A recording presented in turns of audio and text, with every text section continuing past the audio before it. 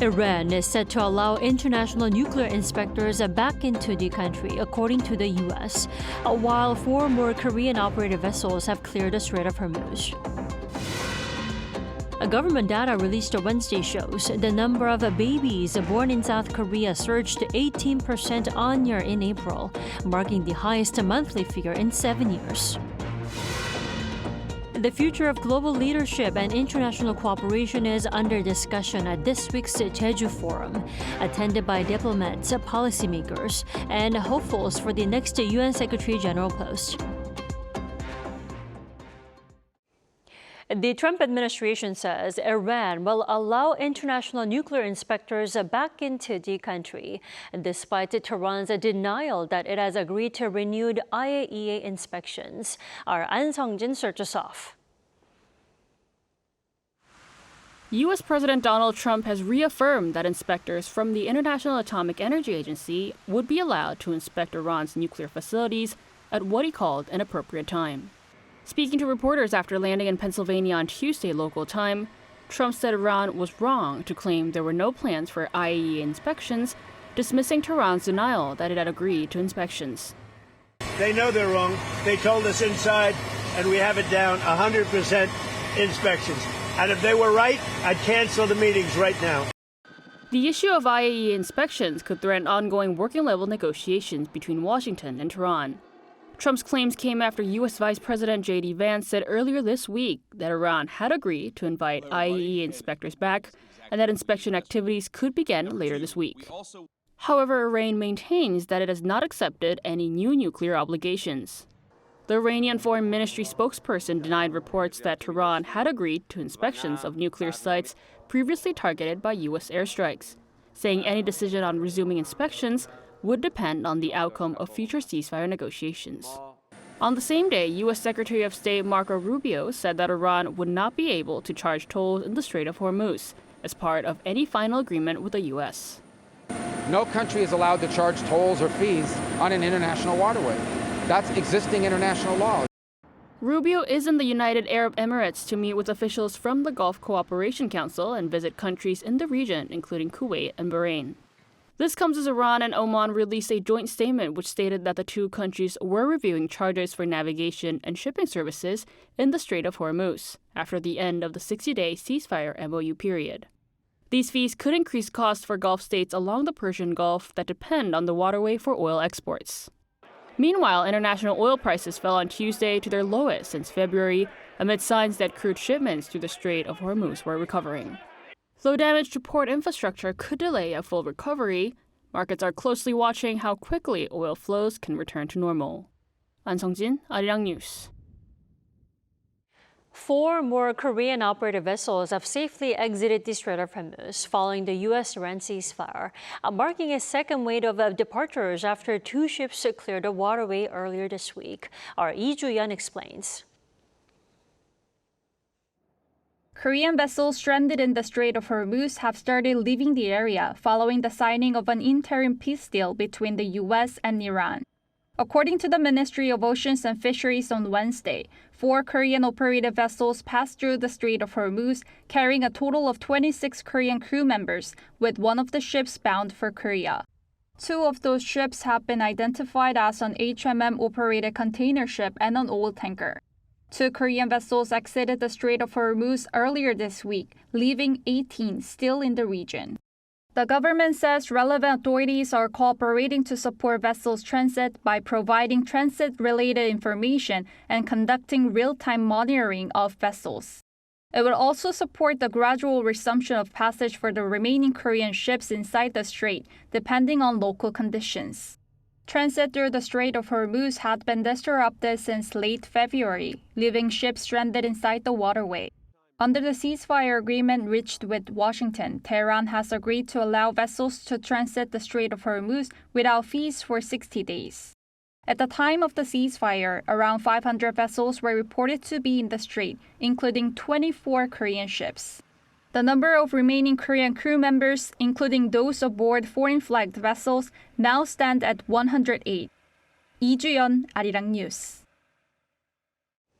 President Jeju Forum has vowed to shift away from the current mandatory military conscription to a voluntary draft system. He visited a Marine Corps unit on Yeonpyeong-do Island on Wednesday, located near the inter-Korean maritime border in the West Sea. There, the commander-in-chief also promised a special compensation for those who have made special sacrifices while defending the nation. He added that he will bolster investment in the military, noting that the nation will increase its defense spending by up to 3.5% of GDP. His visit came a day ahead of the 76th anniversary of the outbreak of the Korean War. South Korea's Foreign Minister Choe Hyon met his Indian counterpart Subramaniam Jayankar in Seoul today, reviewing progress on agreements from President Yee's state visit to India back in April. Now, Minister Cho highlighted an ongoing Korea Week at Indian Prime Minister's office as a flagship example of summit follow-through, with cooperation advancing across defense, AI, and shipbuilding. Both ministers also agreed on the urgent need to reopen the Strait of Hormuz to international shipbuilding amid Middle East tensions.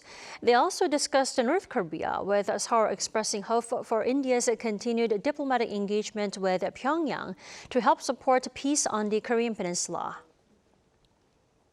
And Prime Minister Kim Min-seok delivered a special address at the Summer Davos Forum in Dalian on Wednesday. Speaking on this year's theme of innovating at scale, Kim highlighted how Korea is harnessing technological innovation to drive economic growth and improve the lives of its people. Now, a key focus of his speech was the government's efforts to make AI more inclusive through establishing a global AI hub.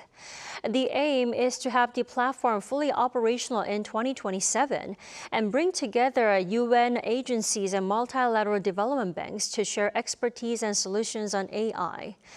Kim's participation marked the first attendance by a Korean prime minister in a decade. Questions over the future of international cooperation and global leadership are taking center stage on Jeju Island this week. The annual Jeju Forum is bringing together leaders, diplomats, and several contenders for the next U.S. Secretary General post. Our Oh Soo-young has the details. Bridging division through dialogue as a trusted middle power, Korea's Jeju Forum opened on Wednesday under the theme Reinventing Cooperation in a Fragmented World. The forum comes as geopolitical rivalry, conflicts in the Middle East, and disruptions to energy and supply chains continue to test the international order. At a time when criticism towards global division has become part of everyday life, dialogue is essential. That is why we felt we needed to provide a platform to discuss how to move beyond these conflicts toward a more prosperous future. Around 70 sessions will be held over 3 days, covering issues from energy security and East Asian financial cooperation to artificial intelligence, education, and global governance.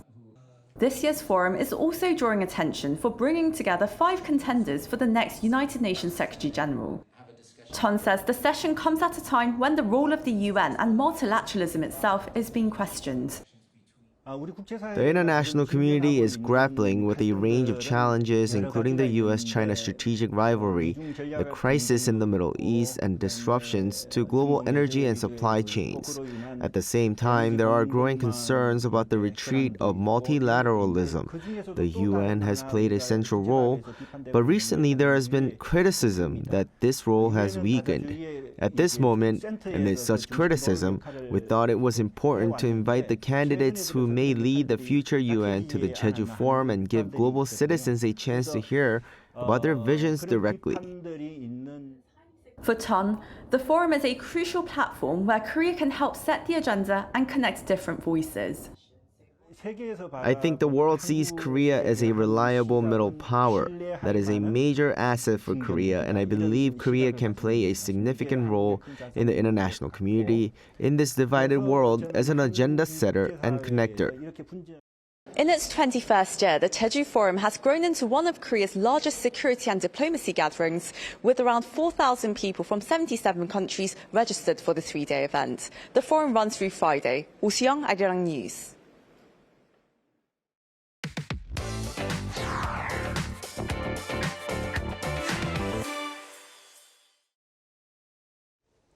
North Korea is drawing attention for developments on both the military and security fronts. Meanwhile, a North Korean soldier has defected to the south, while Pyongyang continues to push ahead with naval modernization and nuclear expansion. For more, we turn to our defense correspondent Kim Bo-kyung in the studio. Welcome, Bo-kyung. Thanks for having me, Dalian. So, Bo-kyung, a North Korean soldier crossed into South Korea and was taken into custody. Let's start with that. What was that about? Right. So one North Korean soldier has been taken into South Korean custody on the Central Front late Tuesday night. Listen to this. Our military secured the custody of a North Korean soldier on the Central Front last night, and the relevant authorities are currently investigating the details of the case. The JCS added that the unarmed soldier walked south across the border at around 10 p.m. yesterday and is reportedly seeking defection to South Korea. The defector crossed southward near Cheoron, Gangwon-do province, and the military carried out a standard guidance operation. This marks the fourth defection since the inauguration of the Lee Jae-myung administration and the second one for a North Korean soldier. The most recent defection was in October of last year when a North Korean soldier crossed the military demarcation line on the Central Front. Right. And at the same time, the regime has been keeping up its efforts to boost its naval power. I hear it has commissioned a new 5,000-ton destroyer. Tell us more. Right. So the new 5,000-ton destroyer that you just mentioned is Choe Hyon. And according to the state-run KCNA, the commissioning ceremony for the vessel was held the previous day at Nampo Port, attended by the leader Kim Jong-un. In its speech, he voiced expectations, saying the Navy, once regarded as the weakest part of the regime's armed forces, would have combat capabilities that will be strengthened to a level beyond imagination. Kim outlined plans for further development as well, calling for the construction of 2 Choe Hyon-class or larger surface combatants each year, including 10,000-ton class cruisers within 5 years. Kim added that Gangwon, the warship that ran on ground during its launch ceremony last year, will soon be commissioned as well, which will be followed by the launching of a series of 10,000-ton strategic warships. One expert says this shows the regime's aim to overcome its weaker points. I think the North Korea's focus on naval modernization reflects its desire to overcome the weakness of its outdated navy and diversify deterrence capabilities and develop more survivable sea-based strike options. Larger surface combatants, submarines, and sea-based missiles suggest that North Korea wants a more, multidimensional military postures.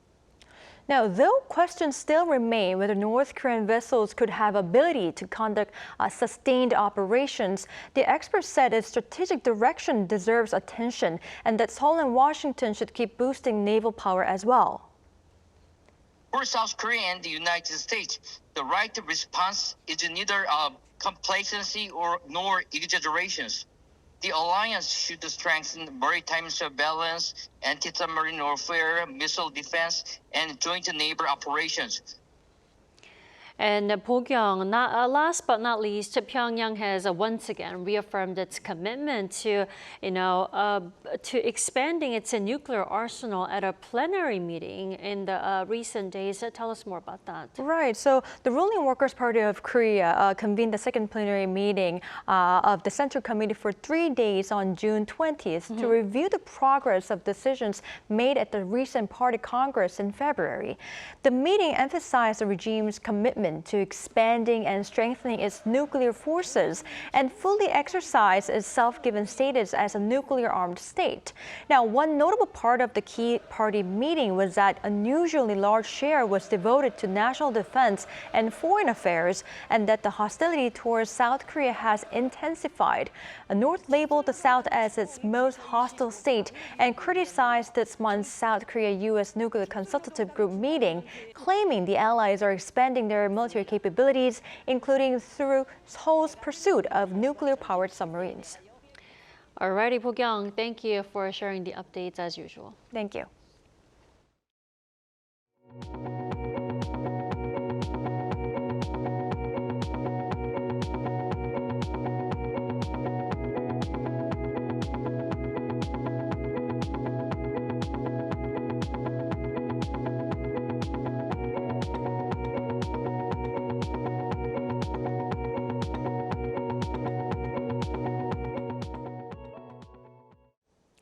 SK hynix is set to list its American Depositary Receipts, or ADRs, on the Nasdaq with a temporary date of July 10th. The chipmaker said on Wednesday it plans to issue new shares worth up to 45.4 trillion won to support the listing, equivalent to about 2.5% of its total shares. Now, the listing would help the company establish a monumental financial advantage and allow it to stay a step ahead of core memory competitors. It said the funds will be used for semiconductor facility investments, including its Yongin chip cluster and advanced packaging facilities in Cheongju. SK hynix also added that the final offering size will be determined after demand forecasting and regulatory approvals in both Korea and the U.S.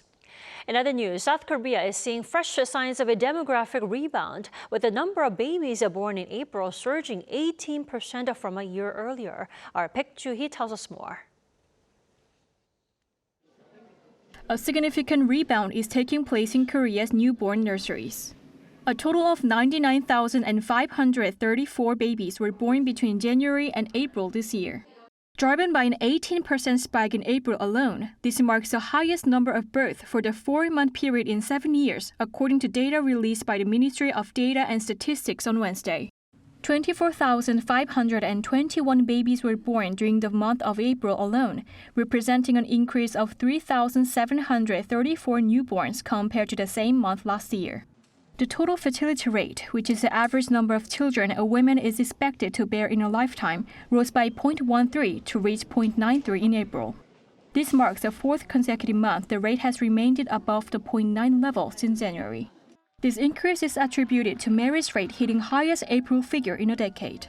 The number of weddings in April rose by 9% year-on-year to 20,622, marking the highest number for the month of April since 2016.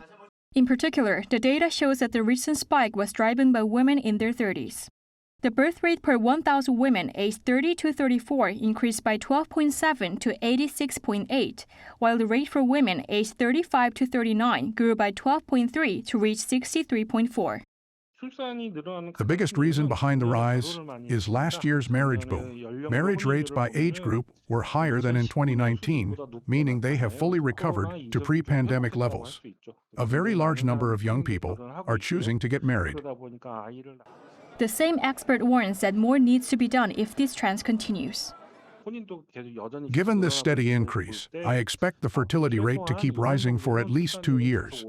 Still, health authorities must prepare thoroughly to prevent medical emergencies where pregnant women are turned away due to a shortage of beds. The jump in cumulative birth brings a welcome relief to Korea's population outlook. To sustain this newborn spike, Korea must now figure out how to create a safe medical and social environment for parents and their babies. Baek Joo-hee, Arirang News. Korea is in the final stages of selecting a site for a new semiconductor manufacturing cluster. That is, according to President Chief of Staff for Policy Kim Yong-bam, who made the remarks on Wednesday during a discussion hosted by the Kwanhoon Club, one of the country's oldest associations of senior journalists. Kim said a decision is expected soon, after which the government and the companies involved will brief the public on the plan. Now, this comes after local media reported that Samsung Electronics and SK hynix are seeking to build chip clusters in the southwestern Jeollado provinces and the central Chungcheongdo provinces. The projects were expected to involve investments worth hundreds of trillions of won. The number of overseas tourists coming to Korea surpassed the 10 million milestone within the first half of this year. According to the Tourism Ministry on Wednesday, that's the figure aggregated from the first day of the year through the 3rd week of June. It's an even faster pace than last year when the country recorded the milestone in mid-July. Now, by the country, visitors from China accounted for the largest share at around 560,000, followed by Japan and the Americas.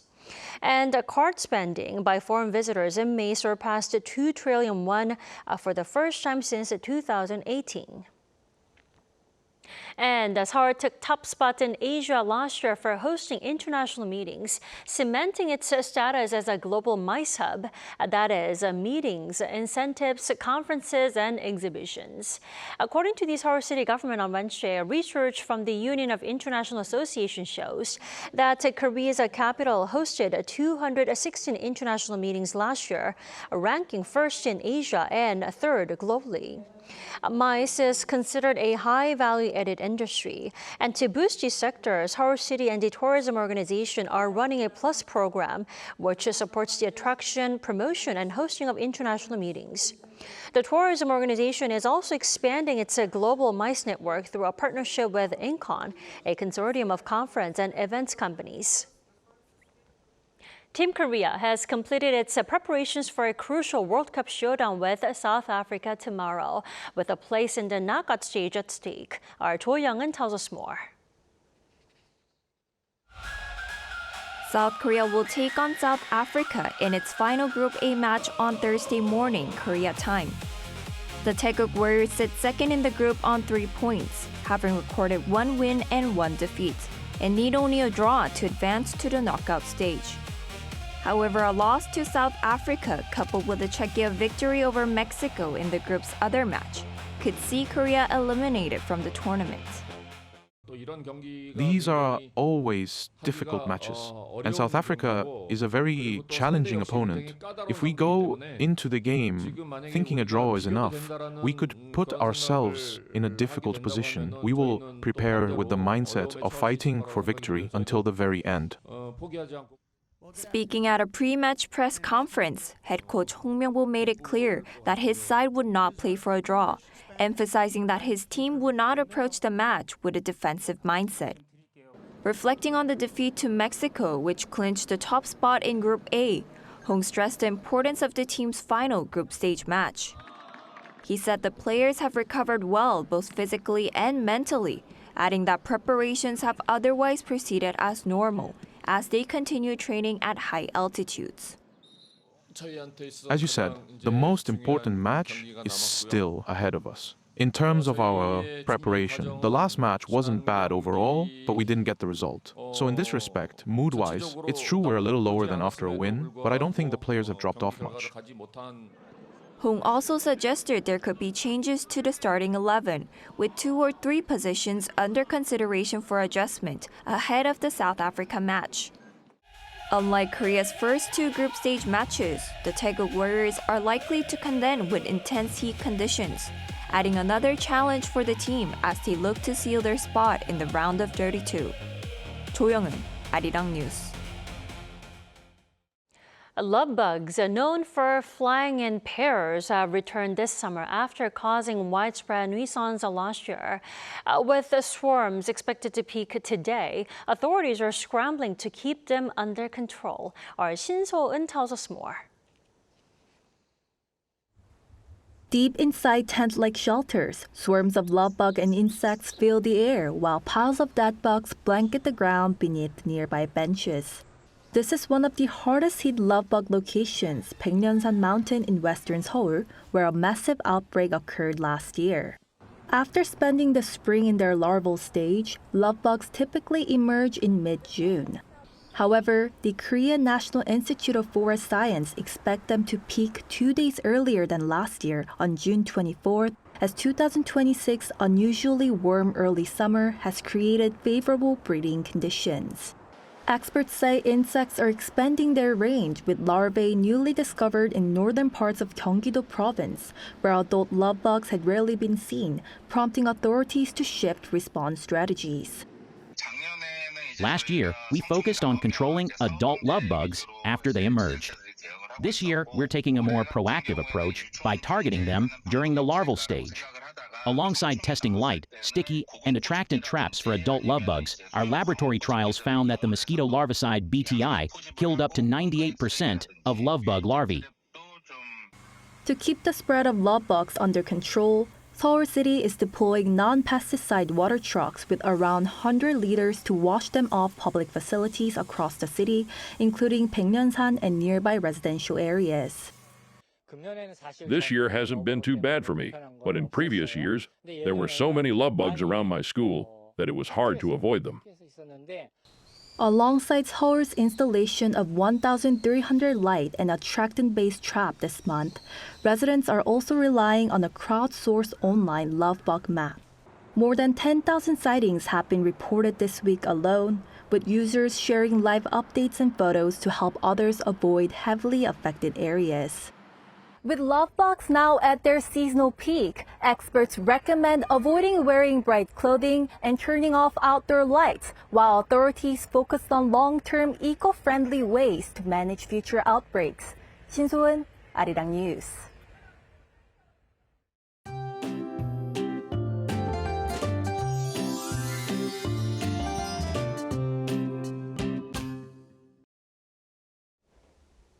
Tomorrow, Korea will play its third World Cup group stage match. It'll feel pleasantly cool in the morning for those heading to Fian Parks to watch, but early summer warmth will continue across western regions during the day. Seoul and Jeonju will top out at 28 degrees Celsius, while the east will stay cooler with Gangneung topping out at 22 degrees. UV levels will remain very high across inland regions tomorrow, so if you're heading out, don't forget to wear sunscreen. Meanwhile, you'll need to keep an umbrella handy since scattered showers are expected in many areas from the afternoon into the evening, and some could be quite heavy. Rainfall will range from 5 to as much as 60 millimeters, and some places may even see strong gusts, lightning, and even hail. As for temperatures, Seoul will start the day at around 19 degrees Celsius, Chuncheon at 16 degrees, Jeju at 20 degrees. Then by the afternoon, Seoul will get up to 28 degrees, while Busan and Jeju will both top out at 25 degrees. Looking ahead, temperatures will remain near seasonal averages, with inland areas continuing to see daytime highs around 30 degrees. Now here's a look at the weather around the world.